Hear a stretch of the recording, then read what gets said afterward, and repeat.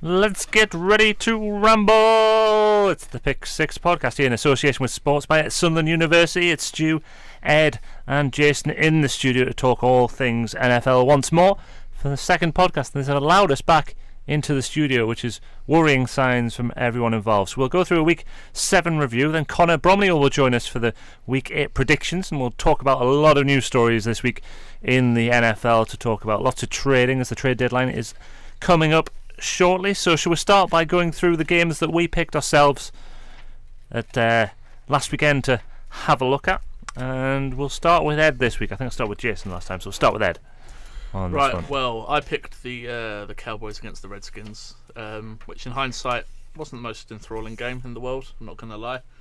It finished with the Cowboys 17, the Redskins 20, largely due to the fact that Cowboys kicker Brett Maher missed a game-tying field goal, having already the snapper drawing a 5-yard penalty for wobbling the ball as he was setting it, adding 5 yards to the kick, potentially swinging things in the negative way for Brett Maher.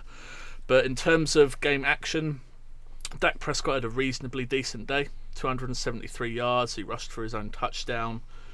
He was able to connect with Michael Gallup, a rookie, 3 receptions for 81 yards. The notable thing for me in this game was that Adrian Peterson looked incredible.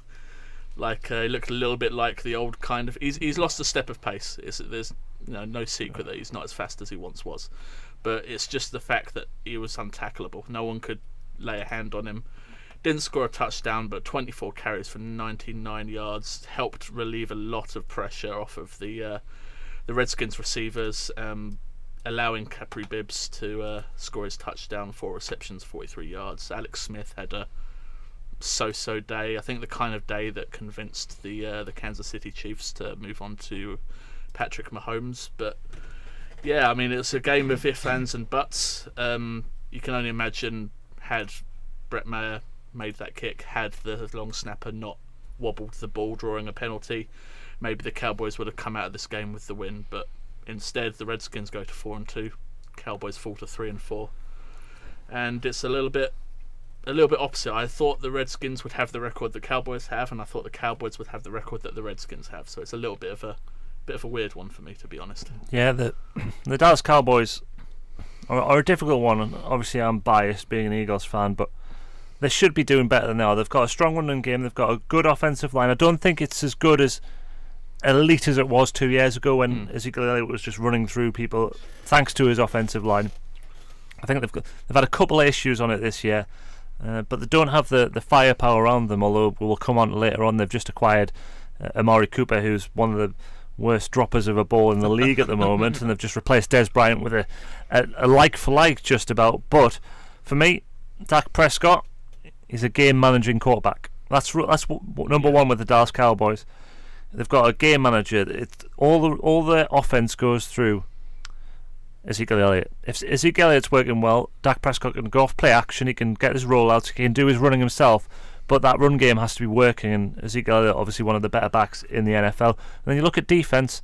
It's a similar situation. Although Sean Lee has been missing this year, and the defense has been doing all right. So they've improved that linebacking core and the secondary in the off-season of the Dallas Cowboys. But Sean Lee makes that defense think. And if he comes back, they're in a solid position, especially with how the division's panning out at the moment, with no one. Redskins 4-2 are the best team in it, followed by Dallas 3-4, Eagles 3-4.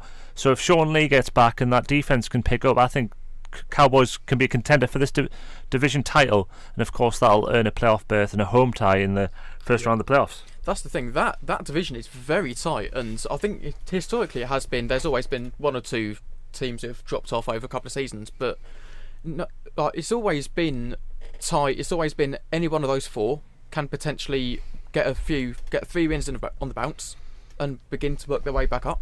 Yeah, it's all about the division, the divisional games in this one, because obviously you play each other twice, and I think whoever's going to have the best divisional record is going to come out on top of that division.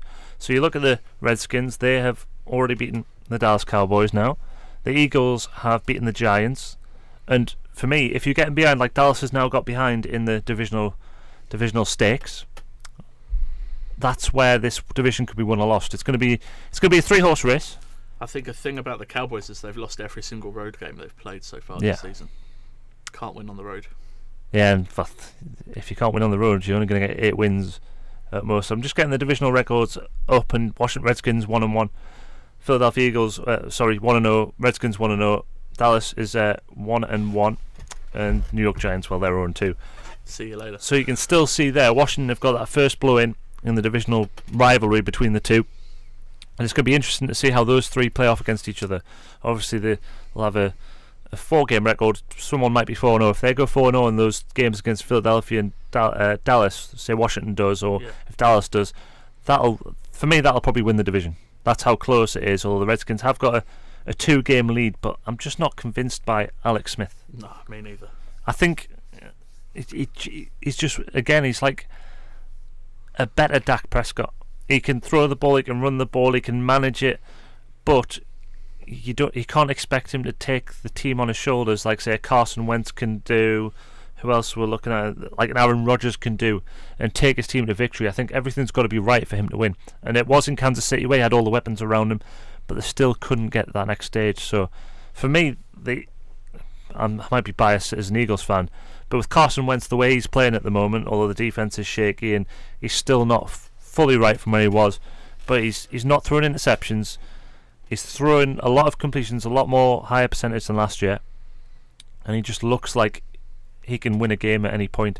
Although he didn't in his final drive. He looked a bit nervy on his final drive actually against the Panthers, which we'll come on to later on. Carson Wentz for me, again, I've said the divisional matchups, I think Carson Wentz can be the difference, and the Eagles could sneak in the playoffs at 9-7, 10-6 this year. I think out of that division, the only quarterback I'm really 100% sold on is Carson Wentz. Yes. I think there's question marks over everyone else. Completely agree with that. But Washington have that position. They have that position of strength, and I like their running game. I like Chris Thompson. He's a very good back to go with Adrian Peterson as well. Although Thompson, I don't think has been playing the last couple of weeks. I think he's picked up an injury, but he's the pass catching kind of option. Although Adrian Peterson is good with his hands on the ball, catching the ball out of the backfield. I just think that running game is working really well for Washington. But we'll go to Philadelphia here. They've got a number 2 run defense, and they'll shut down the defense if Alex Smith can beat them, and that'll be the key matchup between those sides. And Dallas, well, they're in a bit of a hole with the 1-1 record, but if they beat Philadelphia in their matchup in a couple of weeks' time, they'll be back in the race. I think Washington probably my favourites at the moment, but that's easy to say because they've got a couple of wins on the board over the others. They're coming into the not second half of the season, but pretty close to it in a fairly commanding position. It's going to be tough for, and like you said, Philadelphia are the only team I can see who are really going to try and put anything towards them. I think it all depends. If Sean Lee comes back fit, I think the Cowboys will be up and around then. I think it'll be a 3-horse race. So it'll be interesting to see.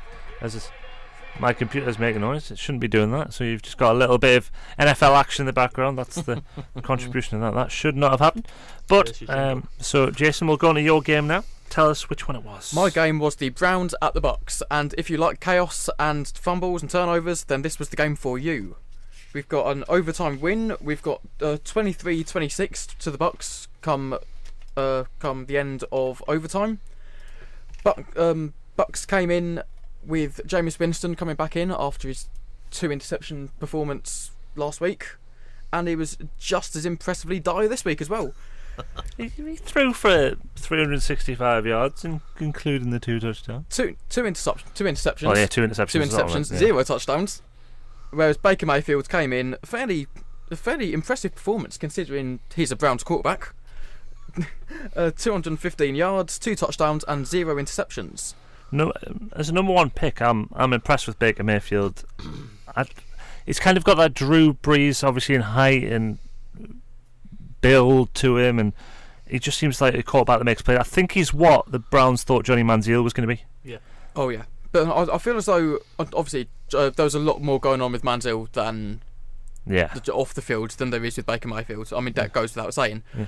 But I think Mayfield really has his head screwed on in a football sense. Like he knows what to do. He's willing to sit down, read the playbook, and not go out and have pool parties every weekend straight for all summer. I feel like Baker Mayfield has an air of actually being a real leader. Oh yeah. Some of the quarterbacks they've drafted in the past have been, it looks good on paper, but when you get them on the field and It doesn't Yeah, command they've had the- so many misses. I think my favourite stat from before the end of last season, they went 1 and 31 after passing on Carson Wentz. that just shows you the importance of having a quarterback, and I think they've got one now, and they're starting to try and surround him with weapons. They've got Nick Chubb obviously in the backfield with the trade of Carlos Hyde. He is now the feature. He's another rookie in the backfield, so it's a young Browns team who are building together. Jarvis Landry is one of the premier pass catchers in the league. Wide receivers, perhaps not. Perhaps he's top 10. But as a pass catcher, you can rely on him to catch the ball. 10 catches, 97 yards. He's so good in the slot, really. He's a kind of slot receiver. Yeah. He's a good route runner, and he's always open. But they've got some weapons. I like David Njoku as well. But obviously losing Josh Gordon to the Patriots, they don't have anyone secondary. I know they wanted Antonio Callaway to be that guy, but he got into trouble in the off-season as well. They're building a side. Defensively, they've got Myles Garrett, who is phenomenal. I mean, They have made interesting trades this week, but I'm sure we'll get into that later on. Yeah, with Carlos Hyde. Yeah. Two sacks from Myles Garrett at the weekend as well. So that was a good game. But I believe it's 4 overtime games this year for the Browns already. This was their 4th overtime, so 4 out of 7 have gone to overtime. So that shows you how close they are. Oh yeah, to being a really good I side. think they're really on the brink this year Yeah. of becoming something that they haven't been for a long time, and that's a team that can win. Yeah. Yeah, absolutely. I think it's going to come. I think this year is probably obviously with the now a rookie quarterback and rookie running back who they're going to have to heavily rely on, and arguably a rookie wide receiver who's going to see a lot in Callaway. They're building a process, and I think next year, if Baker Mayfield continues to develop in this way, they'll be a solid team. But they're also in a division with aging quarterbacks. So you've got Joe Flacco, you've got Ben Roethlisberger, and you've got Andy Dalton. And Things you can see it as aging, or you can see it as very experienced. very experienced, but I think there's a line in the sand with that. But- They're also very one-dimensional quarterbacks. They're not really ones who are going to step out the pocket and try and make a run if the chance comes. Ben Roethlisberger used to be, but his age has caught up with him. He used to be like Carson Wentz and be able to move around the pocket, move outside the pocket, and throw on the run. But he would be very much a thrown quarterback. Joe Flacco is. I don't know how he's an NFL quarterback. I've just got something against Joe Flacco. It's just like when he's bad, he's so bad. But when he's good, he makes the team go, which is a different one. Andy Dalton is one of those game manager types. I think he's better than Dak and Alex Smith in the terms of his arm strength, his decision making, his leadership skills. Although I think Dak Prescott, to be fair, is a good leader. I think Andy Dalton is he's just a good quarterback. Yeah, he's like there's nothing that stand out about him. No, like you can only really compare him to others, and there's nothing really that makes him really. He's basically Matt Ryan ilk. Oh yeah, he's like you go, oh yeah, he's a good quarterback. I'd take him on my team, but you wouldn't go, wow, he's Aaron Rodgers, he's Carson Wentz, he's Patrick Mahomes. They just don't have that kind of dominance. But I agree. There you go. So I looked at the New Orleans Saints, who were 4-1 at the time, against the aforementioned Baltimore Ravens. So we're going to double dip in the AFC North here. And it finished 24-23, and it finished in interesting fashion. It started off, we'll go with Drew Brees, 212 yards. He got his 500th and 501st career touchdowns through the air.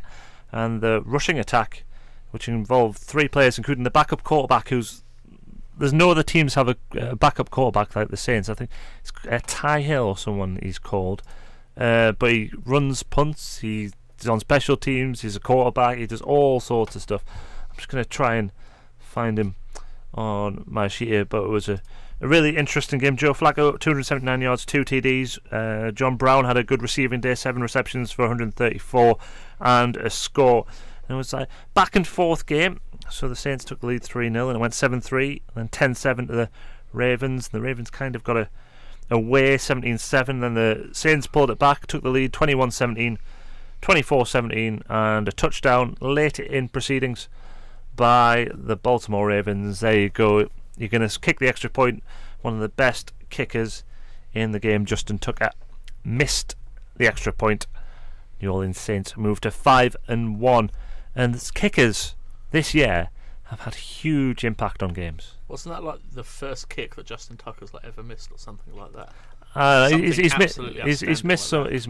missed a few. I feel like the extra ones point probably. Extra point. I feel like the ones that he's missed would have been 55, 60 yards. And even then, he hits more than he misses. He, for me, if you think a kicker in the NFL, he's the premier one. Goskowski, accuracy wise, He's waned a little bit last year. Yeah. Well, in the Super Bowl, that was. Oh, well. That was so I had to bring it. I had to bring it to the Super Bowl at some point.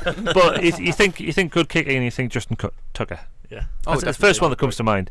And he's a big reason why the Ravens are 4-2, and the reason they're somewhat competitive every year in the AFC North. But an interesting game. The Saints 5-1.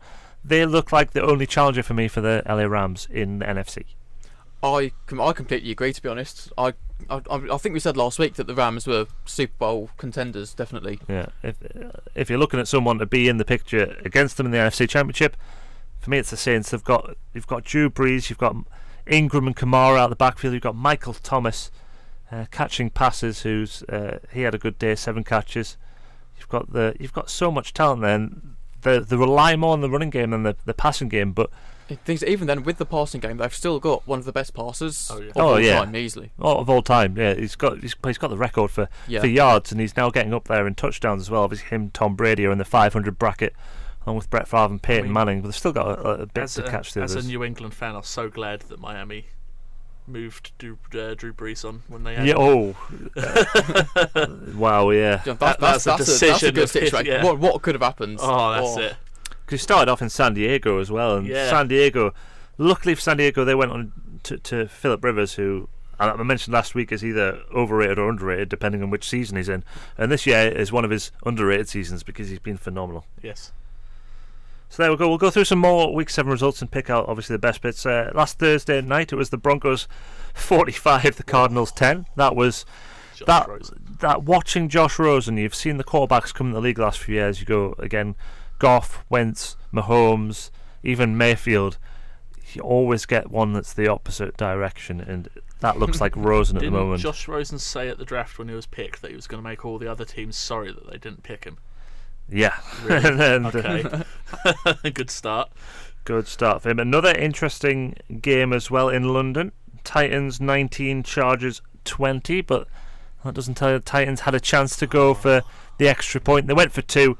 And it was a horrific play call because they got a penalty on the first play call, which was a throw to half the distance to the goal, 1 yard line. Their running game is their strength, and they decided to pass it over the middle, and it never had a chance of being completed. See, if you're going to make that sort of play, you'd at least try and get it on the slant, wouldn't you? Trying to come inside.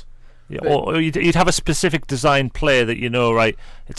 This is a game-winning play, like the Eagles had the Philly special. Yeah. That was a play where they just went. Yeah, confident that's going to work. We've practiced that.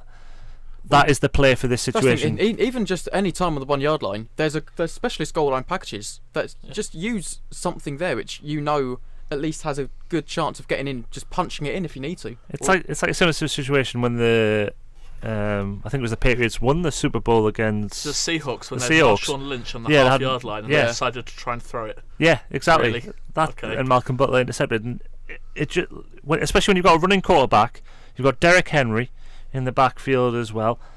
It just makes no sense. They've got a good offensive line as well. It's not as though there's no. It's not as though you say good. You say good. The 11 sacks up the week before against the Ravens. I mean, offense. Rushing wise. Rushing wise. Yeah. They're I wouldn't say one of the best in the league, but they're at least top 10. It's competitive. It is competitive. So there's another fixture. Obviously, the Eagles 17-0 to the Panthers going into the fourth quarter, and then give up 3 touchdowns. And there weren't just 3 freak players; they were just methodical up the field, 80 yards, 95 yards, touchdown drives. And honestly, I couldn't believe what I was watching. And that could have been the Eagles' season, because they would have been at 4-3. Got Jaguars and Blake Bortles, who's terrible at the moment. Next week, go to 5-3, go into the bye. You're in a good position. And that's the second one. They've lost the Titans after having a 14-point lead, and now they've lost. There's something wrong with the Super Bowl champions.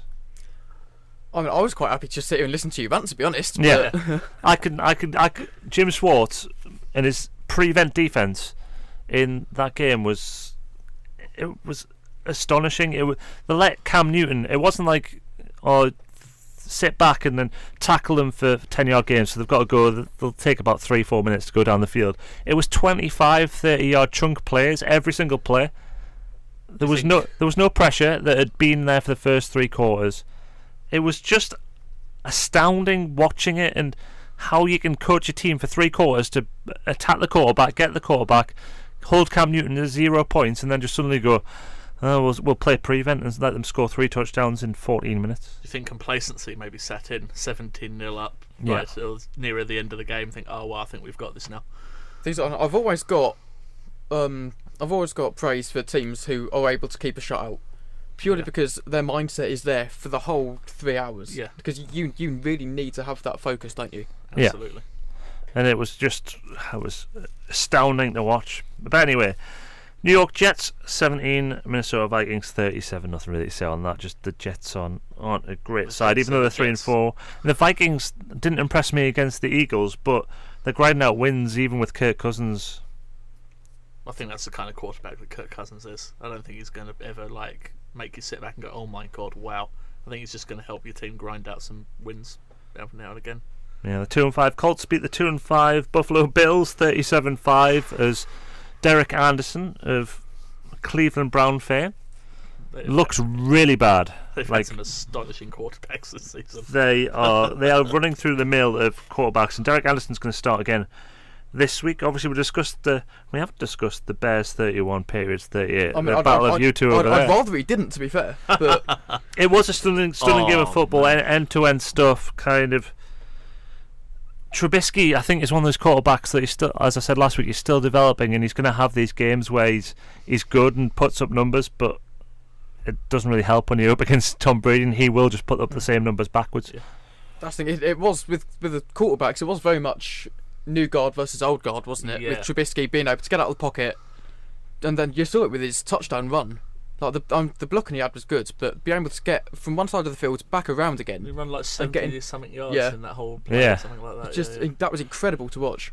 It was, and you don't think of Trubisky as a running quarterback, like in the same ilk as Mariota or Michael Vick or Lamar Jackson, who's getting snaps with the Ravens, and he scored his first career touchdown in the NFL this week. But that's probably up there with the pick of the games of the week, because every time the Bears got close to the Patriots, Tom Brady just went down the field again and scored again. And as I said last week, it's October, the Patriots are going to win. They'll find a way to win, but you don't know how they do it sometimes, but it sort of just happens.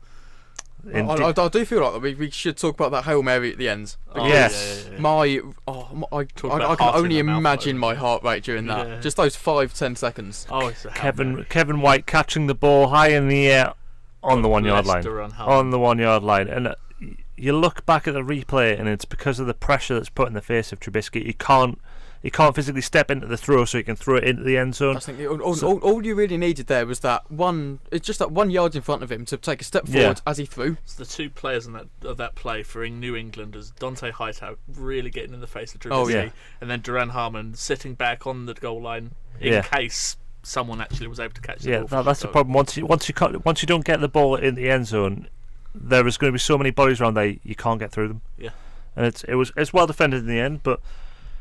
Bears 3-3 now, Patriots 5-2, and Patriots will go to the Super Bowl. They always do. Jaguars 7, Texans 20. That wasn't a great game for Mr. Blake Bortles, who got benched for Cody Kessler of Cleveland Browns fame. I'm going to say that every quarterback who gets put in at another team. It's bad enough being benched, but being benched for Cody Kessler, that takes something special.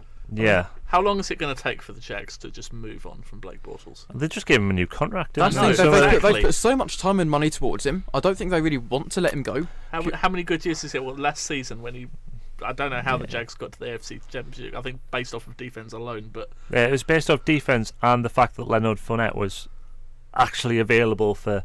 Because you look at that offense, and there's just no last year they had mediocre. They had the likes of Alan Hearns, Allen Robinson. They were making plays.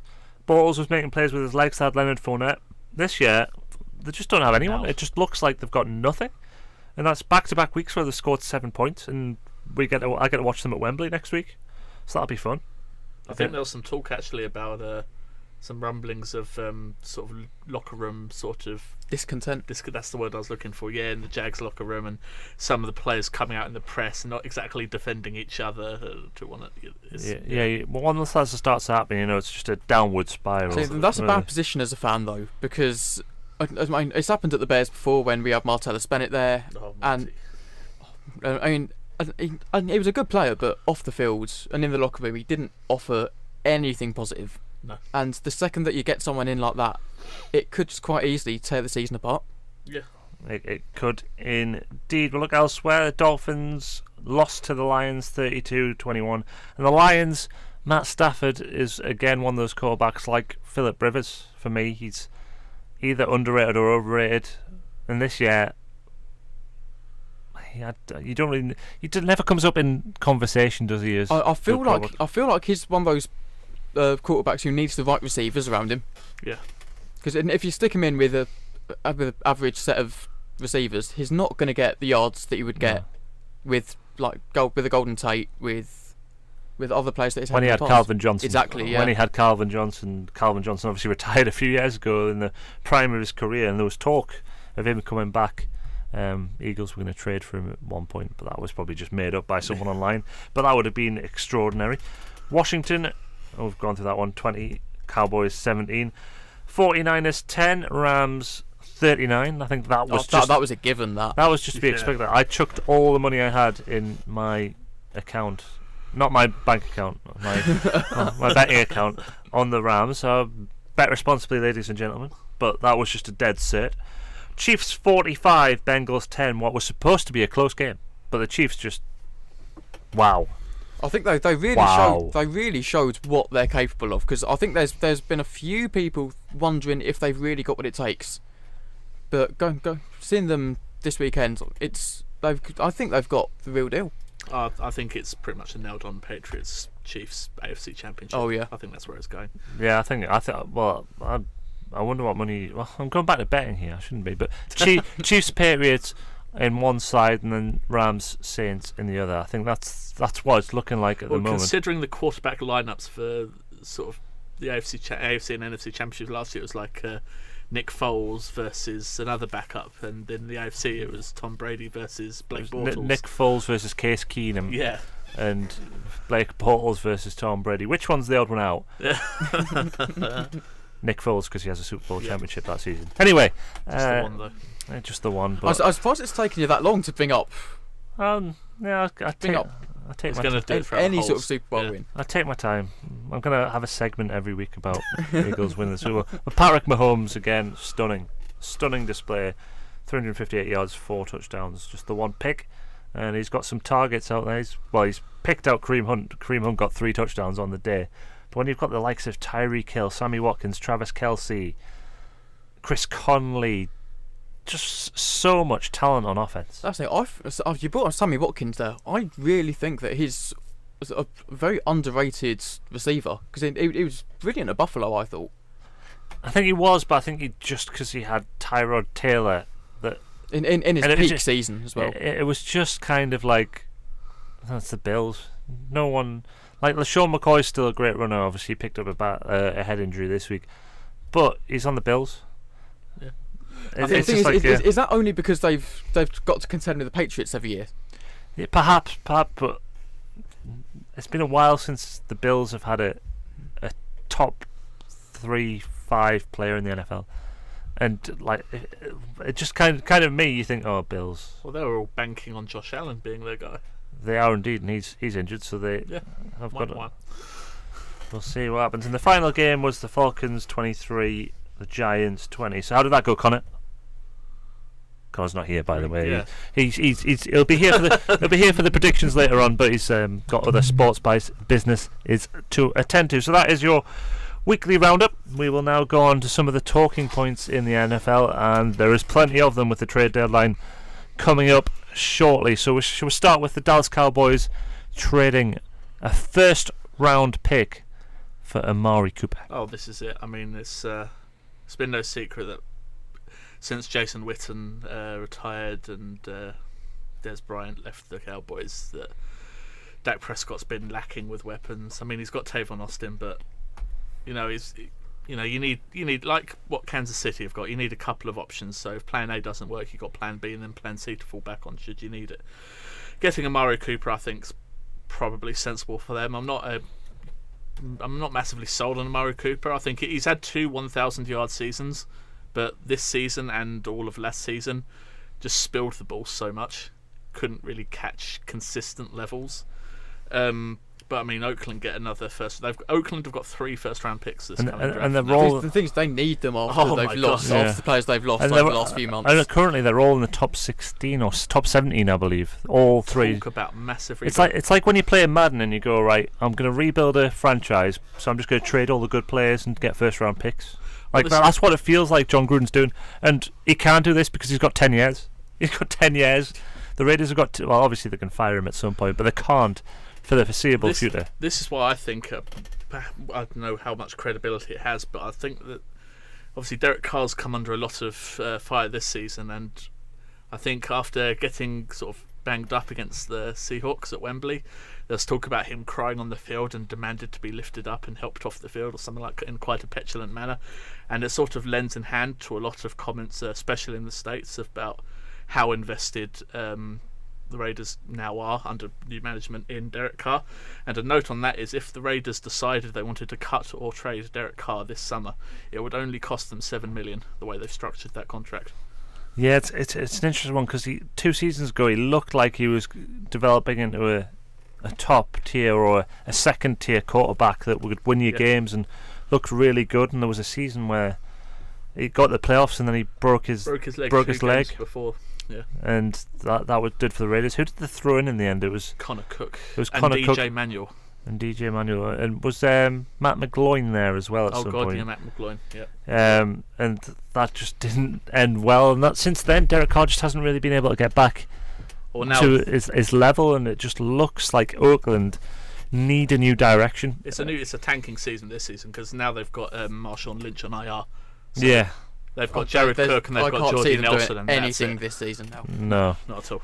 Not 3 pick. Not at all. So they're stockpiling picks really for the draft, and if the continue to have their ins and outs, that'll probably be the highest draft pick that they have because they've obviously got the Bears now, the Cowboys, depending on how they go. But for me, Amari Cooper is just Dez Bryant, bit younger, so he may develop back into a pass catching type of player that can keep his hands on the ball, whereas Dez just looked lost in the last couple of years with the Cowboys. It'll be interesting to see how that works out. But Oakland's going to have their pick, which is going to be high. That's going to be top 3. And Chicago's and Dallas's for me will be somewhere between I can see Chicago's 14 and 20. I can see Chicago's not being mid-range, but towards the start of the draft for me.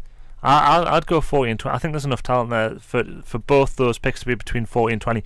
But that gives them the leeway to go back and forward in the draft as well. So if they if they see the talent in the second round, they can drop back with That's one of the those draft picks. night is one of my favourite nights of the NFL season because it's just so chaotic. Yes. Anything can happen. And it's all about strategically getting your picks so you can move into, because obviously I'm going with the Eagles again, but they had to do 2 packages to get from 17 I think it was, or 15 up to number 2 to get Carson Wentz. The Rams had to do something similar to get Jared Goff, and that's the intrigue of the NFL. Yes, if you're a novice and you're thinking, but the best player, the worst team gets the best player, it's not always like that because someone might go, I want that player, you can have all these for that player. A lot of the time it's how the players fit the system. So if there's a, so let's say a pocket passing QB, and then there's someone who's trying to play a new style offense, it's not going to fit. So you need to be able to have that manoeuvrability. Yeah, you've got to have the maneuver and the options as well, because I've seen it's not a surefire thing the first round of the NFL draft anymore. There's so many players that look good in the college game, and one certain attribute lets them down, or more than one in the NFL. But there's one of the trades. The Giants have made a couple of trades. They've traded their first round pick from a few years to go Eli Apple to the Saints, who've already got Marshawn Lattimore, who's in his second year at cornerback. And then they've just traded as well Snacks Harrison to the Lions. So Giants, you can't really blame them. They're rebuilding, and they're probably stockpiling picks to go and get a quarterback. They have to get a quarterback this next. They've got to replace Eli.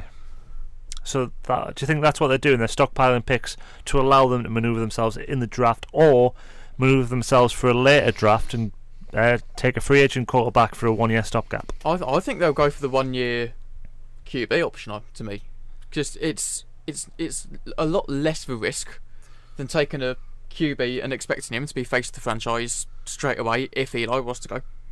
We just see them going for a Tyrod Taylor type. And Yeah. Take a veteran quarterback like that, and then maybe draft another guy to sit for a year, like they did with I'm not Mahomes at KC. I'm not a fan of that strategy. Just looking at what's gone on lately, Thing is, it also depends on the QB class who's coming in from college. Yeah. If Yeah. there's no one coming in, then you might as well take that 1-year. That's what I was thinking. Yeah. Looking at the class this year of QBs, I don't think it's the caliber of previous years. I don't think there's a Wentz, Goff, or Mahomes was taken late in the draft, later in the first round. And then last year, for me, it wasn't a good draft either. But they all seem to be up there and around the top. But if I was looking at QBs from last year, I'm not sure I would have taken any of them early on, just from their Sam college. Darnold at the Jets.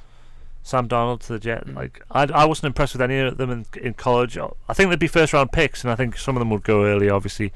But there was no one who I would have gone up to get last year, and I don't think there is this year. I'm not like properly into college sports as much as I potentially could be, but again, based on last season, I can't see anything that's really gonna really change the season. No. So we've got those trades there. Is there any more trades you want to talk? So I know Patrick Peterson, Le'Veon Bell are kind of out there as the trade deadline comes. If you could pick one player to go to any team, it could be yours, it could not be. Who would you go with and why? I'd love Patrick Peterson in New England because we've got Stephon Gilmore. He had a shaky start when he first moved over, but he's been solid for us ever since.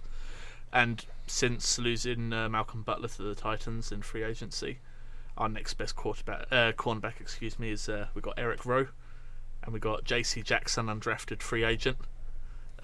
So to have Patrick Peterson the other side, it's got to a point now where Stephon Gilmore might as well be sat down on his side, have a cup of coffee, read a magazine, take it easy, because no one's throwing it to him, because they know that we've got blooming Eric Rowe and J.C. Jackson and all these guys on the other side, and we know we're going to beat them. That's what the Eagles did with Alshon Jeffrey in the Super Bowl. Was Yeah. they had him play on Eric Rowe, and then as soon as he'd got 2 touchdowns, Stephon Gilmore followed him, and he was a non-contest. It was It's like when people wouldn't throw to Richard Sherman when he was in Seattle, Yeah. because they knew Richard Sherman would win. And Darrell Revis it was Revis Island, Yeah. because no one would throw that way at all, and you just throw it the other side. That's it. And it was just about finding two cornerbacks, so you could get someone on the other side. Well, can't throw that way. And if you had someone opportunistic on the other side, they'd get loads of interceptions. We've had to get we got Jason McCourty in to play at cornerback now, so we've got Devin and Jason McCourty in there. But I think it's no secret to anybody in the NFL that New England's defense isn't exactly at an elite level as it stands. Yeah, Jason, one player could be your team, could be any I was team. about to say for the Bears, I would take any big receiver or any Alshon tight Jeffrey ends, back. or if only. I mean, we spoke about this last week. It's just lack of big options. Kevin White, he did well, like picking up that Hail Mary, Yeah. but is very injury prone still. He could quite easily go out, snap his ankle any given Sunday, and it's just I can see it happening, and there's not really many options out there as far as I'm aware. For Just me, throw anything at the Raiders, they'll give you yeah, give anybody for a first. So obviously he's just signed a new contract, but before that happened, I would have taken Aaron Donald, because he's just signed a new contract, unfortunately for everyone who's not the Rams. But he would have been the player I'd have taken.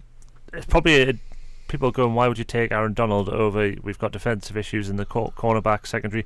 Patrick Peterson I'd probably take as well, depending on the price for him. But if you put Aaron Donald alongside Fletcher Cox in the middle of the Eagles' front four, who do you double team?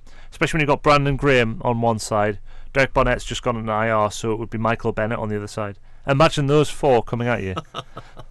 Just imagine it. Michael Bennett, Fletcher Cox, you've got Aaron Donald, and then Brandon Graham chasing your quarterback. Wow. I feel like at that point they would be in the conversation with the Ravens from early 2000s, Bears 85, as one of those defences who you just do not want to play against. I think defensive line, yes, but then you'd see Jalen Mills standing 15 yards off a wide receiver, thinking, "I'll just throw a slant route or a comeback route on that side," because that's all.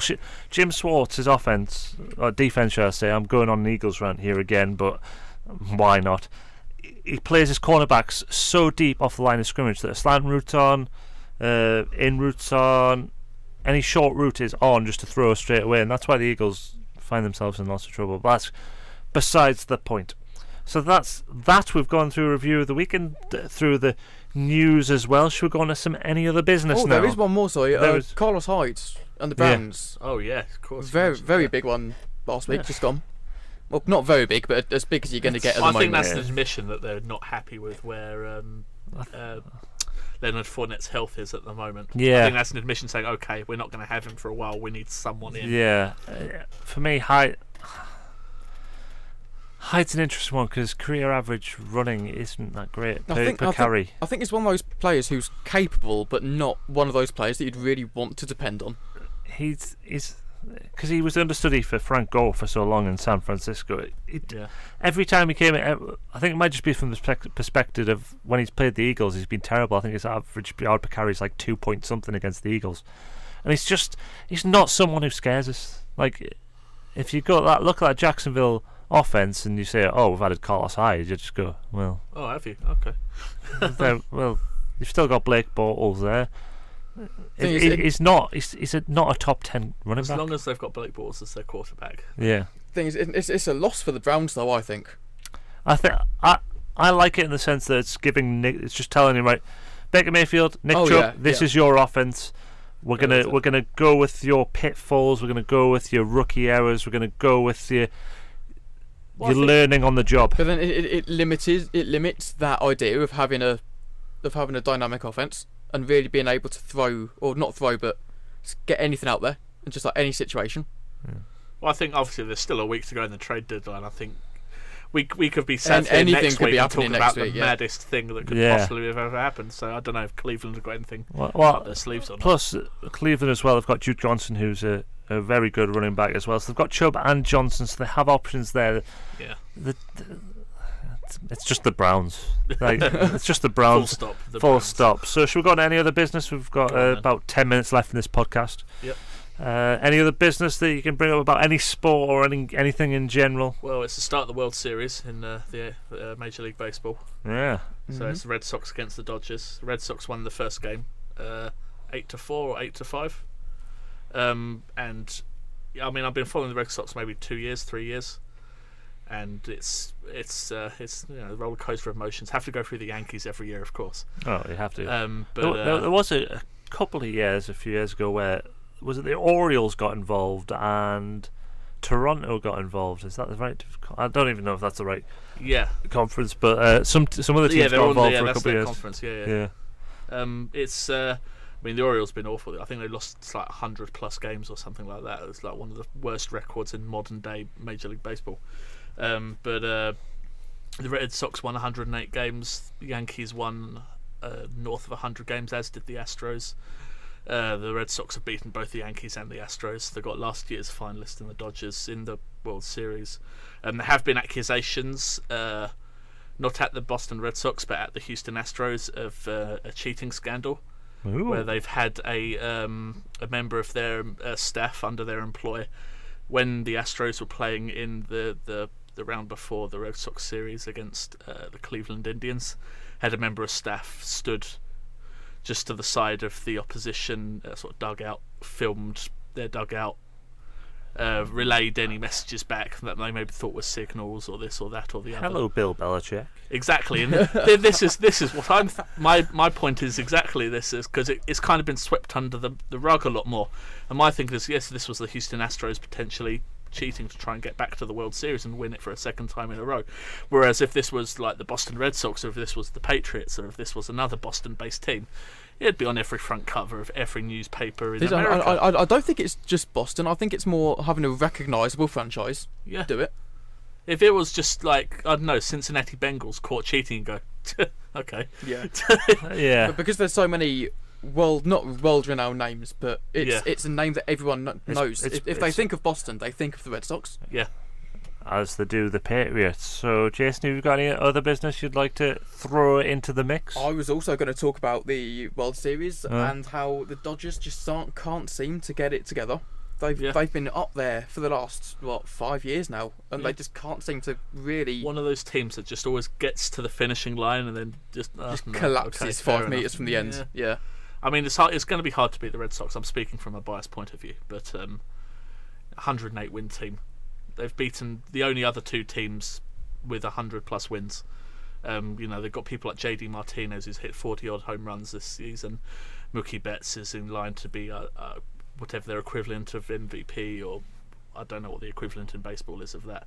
But it was one of those ones where it seems like you get those teams where it seems like everything's falling for them in their direction. I think it certainly seems like this is the Boston Red Sox year for now. There's still 6 more games to go. Especially considering the Dodgers they just choke at the final hurdle. Yeah, absolutely.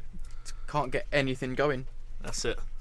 There we go. I say one last thing, because we've obviously got the predictions to come that we haven't done yet and haven't pre-recorded that are going to come out on the end of this. But the predictions from last week, so one of us got 12, one of us got 10, and one of us got 9. Any guesses?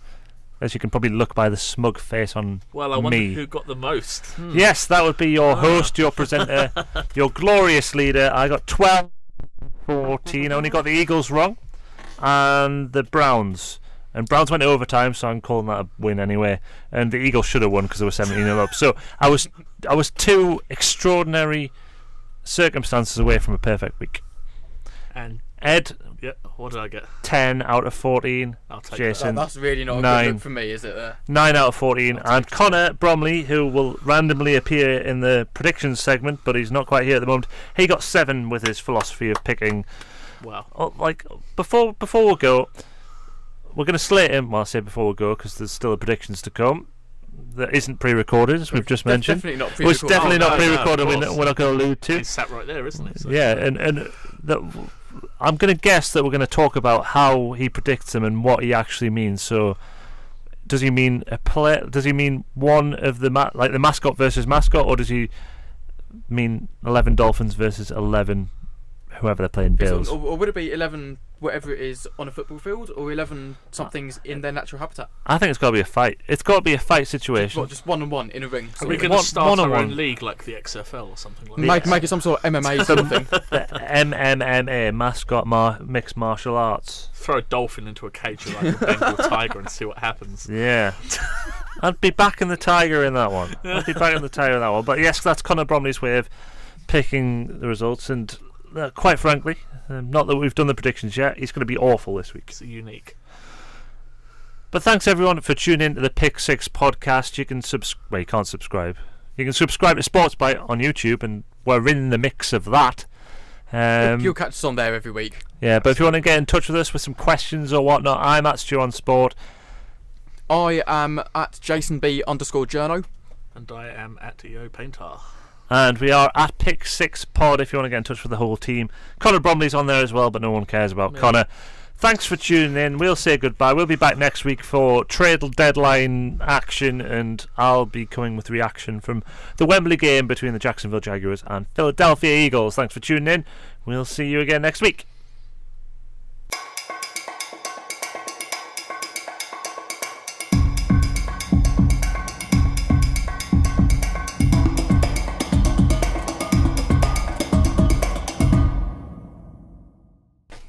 Predictions time. It's week 8 and it's predictions time. Obviously I'm in the lead, as we've just discovered from going through last week's results, and we'll start with Thursday night's action. It's the Miami Dolphins, who are 4-3, versus the Houston Texans, who are 4-3.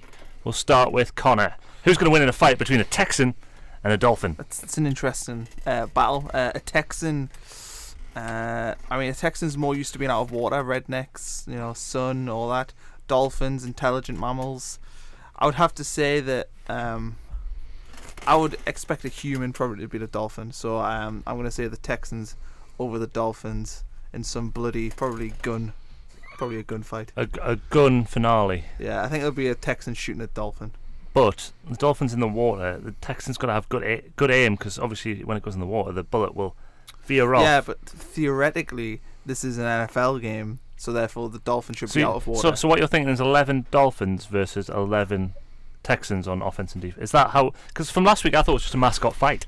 So we need to establish what is meant by your predictions here. I think really what I mean is it's a mix of. Well, ultimately it's 11 versus 11. That's what it is. So it's 11 Dolphins versus 11 Texans in a football game or a fight. In a football game. See, that last week we went on. I'm sure we went on fights. Nah, not in a football game. It'd be a fight. It'd be a fight. It's more interesting as a fight. So you are going with the Texans, Jason? I can see this going to overtime. To be honest, two very even teams, but can't really choose much between them. So I'm going to have to go home advantage and go Texans. Crikey.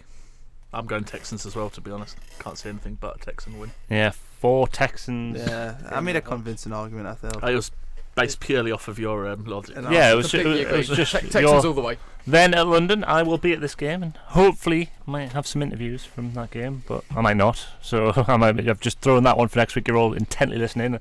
I'll keep plugging it through the podcast. I know the interviews aren't coming. It's the Philadelphia Eagles, who are 3-4, versus the Jacksonville Jaguars, who are 3-4. Blake Bortles got benched. Eagles dropped a 17-point lead last weekend. Am I going first again? Yeah. Okay. Well, a jaguar, being a cat, essentially would defeat a bird. It's a similar philosophy you went last week, and it worked because the Panthers did beat the Eagles. Yeah, so ultimately, as much as an eagle's a big bird, it's a scary bird, but I think a jaguar would probably have the beating of an eagle. So, but I mean, an eagle can fly about, so yeah, jaguars. That's top range analysis. Yeah. Eagles can fly about. Yeah. Jason? I'm gonna say Eagles, I think. 1 in the Eagles column. That's the first prediction for an away team so far. Ed? Oh, me. I'm going Jags. The London Jags. The London Jaguars. After last week, I predicted the Eagles. They lost. I'm going to go against my own team just for the joy if this happens. So I'm going to go Jaguars. Sorry, Eagles fans. I actually think the Eagles will win, but I'm putting it down the predictions as Jags win. Next up, we have the 4-3 Baltimore Ravens versus the 4-2 Carolina Panthers, and I can say with certainty that someone's going to win that game. I can't actually. It's a tie. It's a tie. But I'm going to. The Baltimore are going to win that one. Well, I think really it's the same argument I've just had before with an eagle and a jaguar. So Panthers should win. Panthers should win because they're a cat. And a raven's a bird. Raven's a bird. So unless it's one of them like fucked up ravens from language. So, no, sorry. From Game of Thrones though. I will beep that out. Don't worry. Yeah, could be like one of them from Game of Thrones though. If you've watched it, yeah, ravens. It could be indeed interesting. If you could take a philosophical angle to this podcast, and you could probably do a uni course on it just from your predictions. I wouldn't recommend that, but you could. My predictions of which team mascot will win. Yeah, that's it. It's genius. Where else we're going to go? I've obviously gone Ravens. I'm going to go Panthers. I think I'll be going Panthers as well. Yeah. Well, you're all wrong, and we've established from the last week that I am the king of predictions. New York Jets versus Chicago Bears, 3-4 versus 3-3. Well, I like the idea of a jet fighting off against a bear. Ultimately, if you're going to pick a winner from that one, I think you'll probably go with a jet. What type of bear? Well, there my are so many. Is it a koala bear? Polar bear? It's a brown bear. So you're going brown bear. Yeah. So that's fair enough. I'm going with a traditional brown bear, and I think with a jet, I'm thinking again, is it like a jet Concorde kind of or thing? a jet from Gladiators? Nah, it's 11 jets from Gladiators. Oh. Who would win? 11 jets versus. It'd be a bear, to be fair. Yeah, but no, I'm going with jets because I think a jet engine, just should have too much for a bear. There we go. I am going Bears because I think they're the better football team. I think if Khalil Mack's firing on cylinders, then I'm going to go Bears. See, Mitch Trubisky was very impressive on the ground against New England, so I'm going to go Bears as well. Go for my own team. Going for your own team, a Dun, risky dun, ploy. Tampa Bay 3-3, Cincinnati 4-3 after hammering on Sunday Night Football. What is a buccaneer? Did we have this last Like week? It's a pirate kind of pilot thing. sort of thing, It's isn't like it? it's a pirate. So we've got a pirate against a cat again. Pirate against the tiger, Yeah, essentially. pirate against a tiger. Phew. That's an interesting one. Who wouldn't want to see that? That's more interesting than the football game. Let's be honest. Yeah. And that's why you're listening to the Pick Six podcast.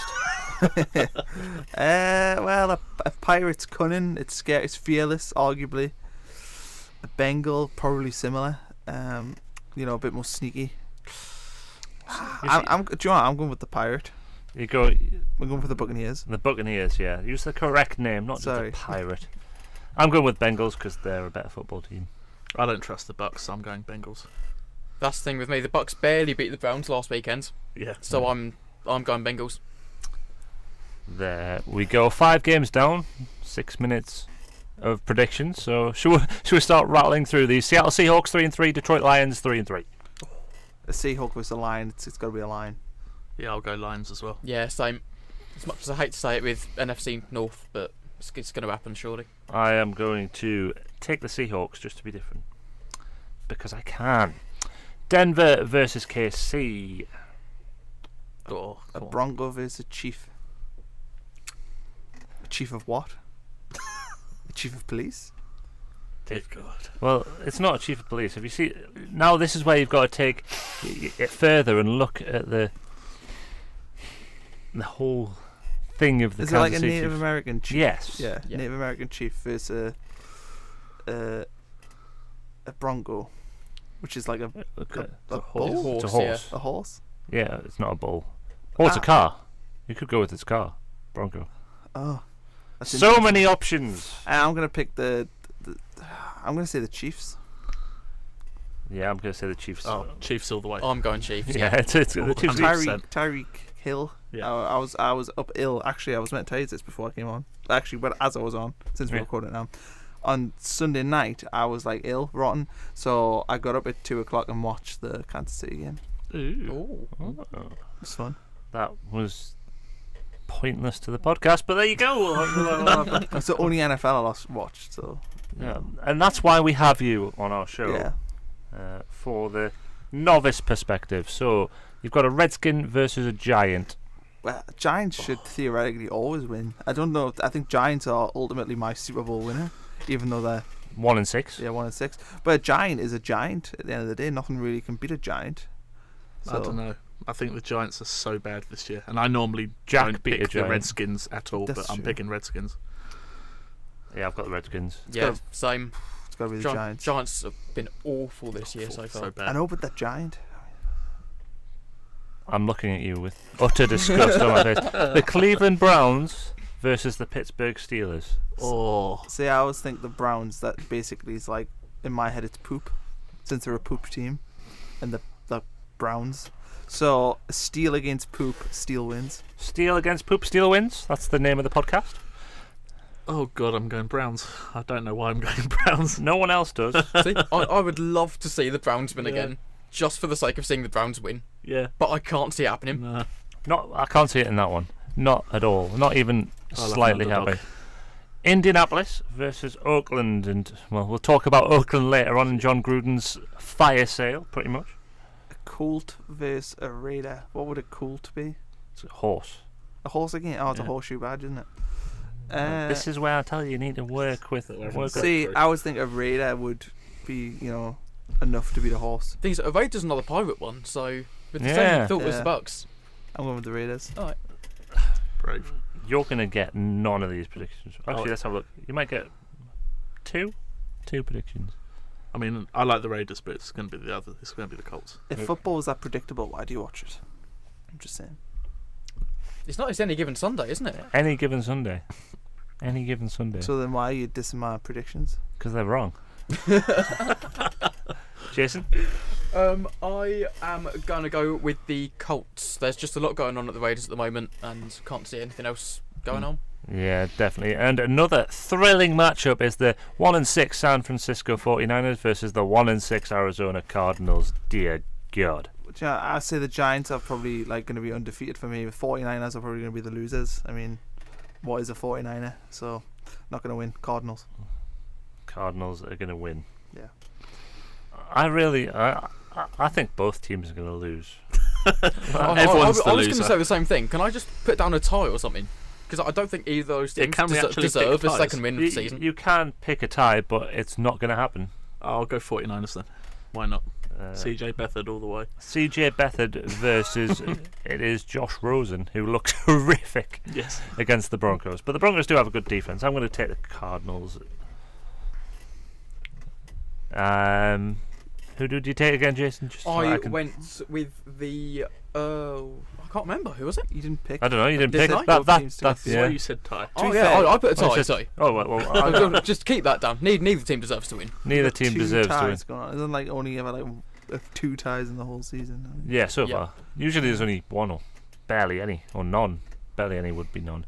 Green Bay Packers 3-2-1 versus the LA Rams, who are undefeated. So I'm going to take the Rams, Yeah, Rams. Yeah, Rams same. I'll Me go too. Packers, just cause. just cause you Just want 'cause. to be wrong. Yeah, absolutely. Someone's got to be. Although Aaron Rodgers can just do magic from nowhere, so it is a If possibility. one team will win out the blue against the odds, it'll be a team led by Aaron Rodgers. So I'll go It will Packers. be. New Orleans 5-1 versus the 4-2-1 Minnesota Vikings. If This is the Monday night football game, isn't it? no, It believe is so. Sunday night. Sunday night, sorry.